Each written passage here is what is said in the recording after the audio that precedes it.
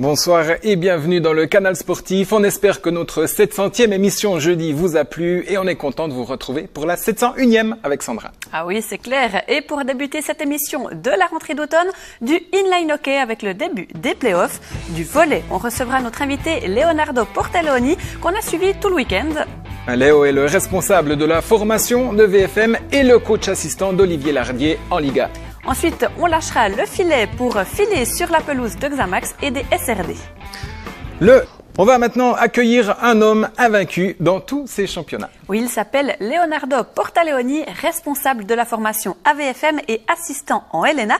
Vous voulez commencer par quel match? Celui où il coach ou celui où il assiste? Où il coach. Je connais moins cette facette du personnage. Eh bien, vous n'allez pas être déçus. Le voici à l'œuvre samedi face à Uniberne avec les U23 qui trônent en tête du classement de Première Ligue. La passeuse feinte beaucoup, Kimi, mais beaucoup. Donc, vous devez être prête. Faites attention parce que la 7 vient attaquer une balle plus courte à l'aile et on serre sur les ailières. On a 9 points, ils ont 8. Donc, en fait, qui gagne aujourd'hui, continuons à la première place. Un échauffement et c'est parti. Hey, de l'énergie, de l'énergie. Allez, vraiment. 1, 2, 3, BFM. Les instructions sont claires, nettes et précises. Les deux premiers sets sont remportés sans grande difficulté par les Jurassiennes. Bravo, Cocolina. Go, go, go, go. Eso, vamos, Emma. Vai, go, go. Bien ça, Eva, parfait. Allez, hop. Et pas. Encore 25 points et ce serait donc plié. Mais les Alémaniques refont surface et commencent de comprendre comment donner du fil à retordre à nos Teignons. Hey, hey, c'est à nous, dai, dai, dai. Hey, lâchez vos bras. Ça, c'est à autisme plus fort, sinon ça peut. Ne pose-toi pas de questions. Va, tape. C'est ça. Hein? Allez, hop. Le troisième set sera pour Uniberne à 21-25. Il était comme ça. Mais, donc la diagonale, tu dois arriver et fermer la diagonale, Elise. VFM est déstabilisé et les fautes deviennent trop nombreuses. Soutien! Soutien!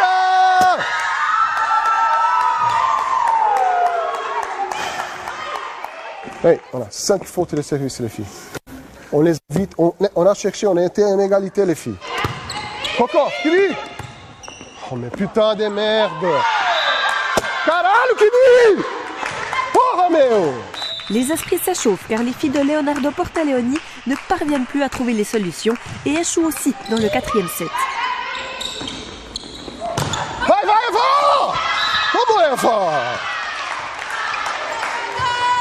Putain! Le cinquième set est très tendu. Feinte. Hey!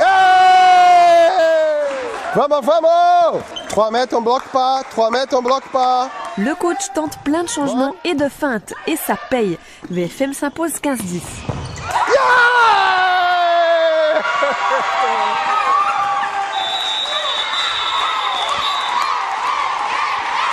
Et pareil.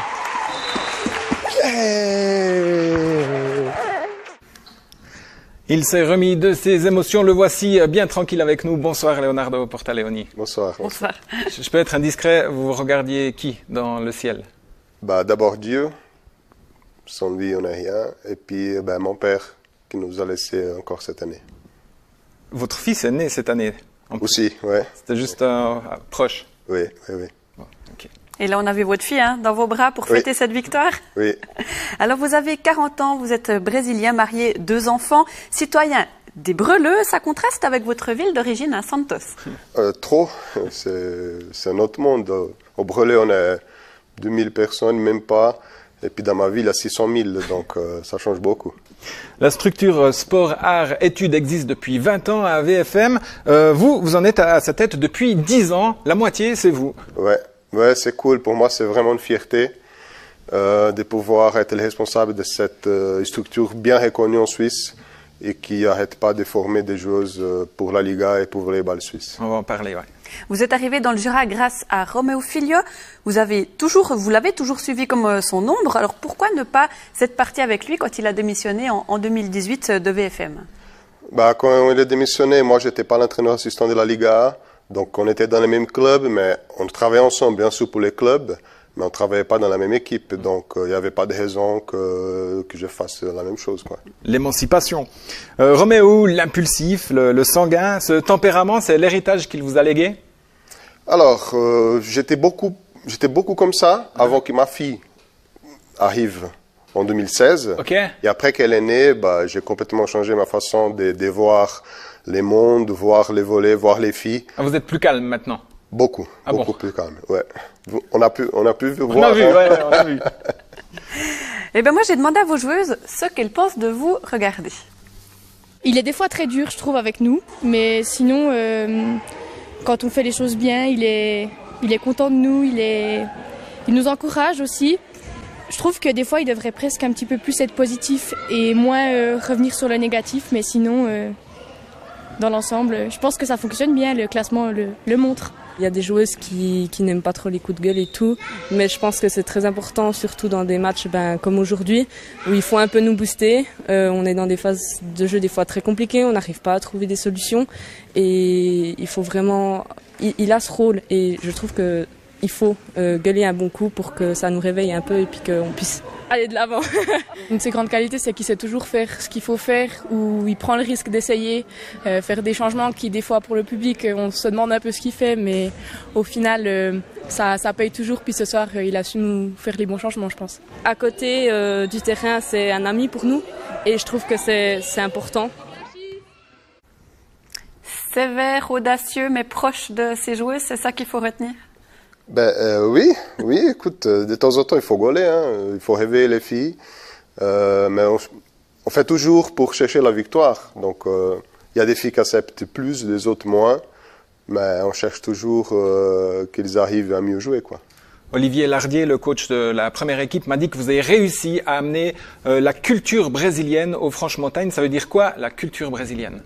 C'est le travail. Vous travaillez vraiment plus que les autres équipes en première ligue. Ah oui, ça, je peux vous assurer, on s'entraîne beaucoup, on s'entraîne 3-4 fois par semaine avec balle, encore 12 séances fitness. Plus les matchs. Ouais. Et puis on s'entraîne même plus que certaines équipes de Ligue B en Suisse. Et elles acceptent ça, elles ont intégré... Alors, au tout début, c'était pas... Il y avait beaucoup ouais Léo, tu sais, on a ça. Mais après, ils ont compris que ça fonctionne, quoi. Donc, ils sont vraiment contents. Et puis, si je pose la question si on s'entraîne, tout le monde dit oui, quoi. Mais ça fonctionne, hein. Et oui, ça fonctionne. Le travail paie, c'est la preuve. 4 matchs, 4 victoires pour les U23 en première ligue, 2 matchs, 2 victoires pour les U19 en deuxième ligue. Il y a moyen d'aller chercher un titre de championne de Suisse comme en 2016? On va essayer. D'abord, il faut que cette corona nous laisse faire les championnats jusqu'au bout. Mais bien sûr que nous, on travaille pour ça et puis on essaie toujours de répéter les bons résultats. On va voir maintenant ce qu'il s'est passé avec la Liga de VFM. L'équipe restait elle aussi sur 2 matchs de victoire, hein, décidément. Et désolé, on a encore un gros mot non bipé, promis c'est le dernier. On est un peu tous à vif, hein, je crois, avec tout ce qui se passe aujourd'hui. Parce que c'est chiant. Il veut nous faire chier avec tous ces trucs. Et oui, s'offrir un bon match sous le régime Covid, ce n'est pas toujours drôle. Mais les 200 spectateurs ont eu raison de faire l'effort de se rendre à la salle de la Pépinière au Breleux hier soir pour voir jouer cette équipe VFM. L'équipe a vaincu. Ouais, pourvu que ça dure. En face, c'est Chezo, sa machine à scorer, Sarah Van Rooij, et son renfort de choix, Inès Grandvorka, la sœur du basketteur Johan, qu'on a vu de tout près. VFM rentre mal dans son match et laisse le premier set aux Vaudoises, 25-18. Et quand on a commencé le deuxième set et puis qu'on a vu qu'on pouvait gagner, ça nous a aussi donné confiance. En effet, Belly Menyana lâche ses coups. Les Teignonnes trouvent les espaces et prennent ce deuxième set avec la manière, 25-16, égalité. Troisième set. On savoure les services mâchés de Belly. On pense que les débats se sont équilibrés quand Chezo reprend le large et file jusqu'à 25-16 aussi.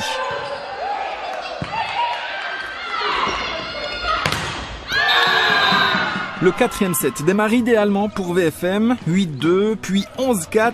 L'équipe est en route pour le tie-break et pourquoi pas en route pour gagner le match 3-2 comme le HC Franche-Montagne de Michael Rottenmund la veille. Choseau remonte tout son retard. VFM s'offre 6 balles de 7. On atteint la barre des 30 points au tableau d'affichage. 31-30 pour les Bleus. Inès Grandvorka au service. C'est une balle de match.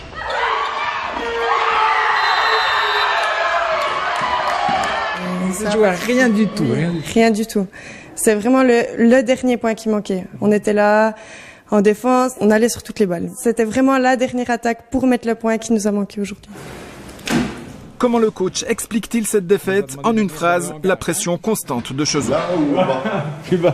Alors déjà dès le premier set, mais après au fur et à mesure du match, elles ont toujours été là présentes. Et pour nous, pour les attaquantes, c'est quelque chose qui est difficile à accepter dans le sens où on n'arrive pas à trouver une solution de simplicité pour faire le point. Il y a toujours un bloc, il y a toujours une défense. Et cette pression-là, elle pèse de plus en plus. Et quand on arrive dans le money time, c'est ça qui fait la force de l'équipe adverse, c'est qu'elles sont dans cette confiance-là. Elles nous ont mis dans la tête le doute. Allez, 3 matchs, 5 points, l'équipe peut garder le sourire.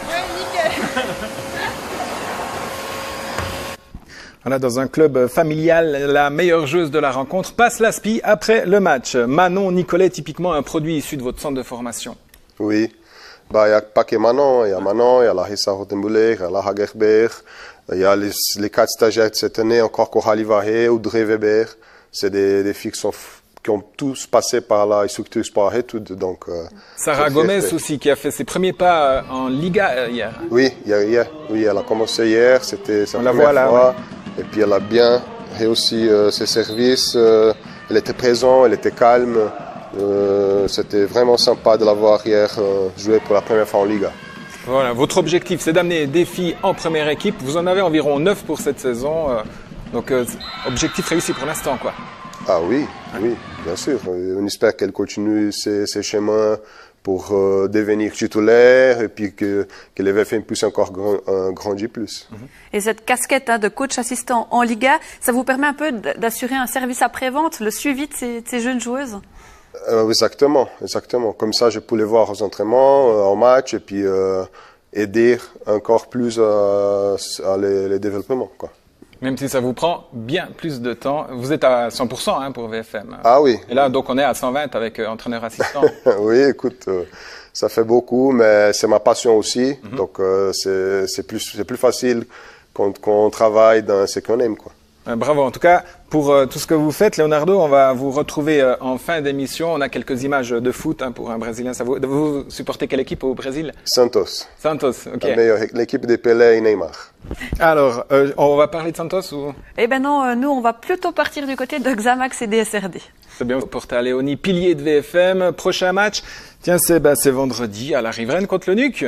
Ouais, le Neuchâtel a perdu hier, nous aussi, donc je pense que c'est une bonne opportunité pour qu'une des deux équipes retrouve le chemin de la victoire. Mais vous avez déjà battu Lugano. Oui, c'est vrai. Et c'est justement contre Lugano qu'a perdu le NUC. Vous êtes actuellement 5e, c'est la place que vous visez justement à la fin de la saison, en fait. Si ça pouvait s'arrêter comme ça, c'est bien. C'est comme objectif, mais moi je suis sûr que toutes les staffs et les joueuses, si on peut faire plus, on va faire plus. Hein. Donc on va tout essayer pour arriver encore plus aussi, si possible. Playoff en tout cas, c'est ça. Playoff, c'est les minimums. Ok. Merci beaucoup, Léo, d'être venu nous voir. Je voulais juste être complet sur le volet féminin, pendant que vous jouerez contre le NUC. Valtra, elle essaiera de chercher sa première victoire contre Genève. Valtra qui a déjà perdu aussi contre VFM. Ouais. Voilà, on se retrouve jeudi. On sera avec le cycliste Arnaud Tandon. Merci Sandra. Et merci à vous Thierry, merci Léo d'être venu. Et merci. Comme disait Christophe de Chavannes, sortez couverts. Lui c'était pour d'autres raisons. Merci, bonne soirée.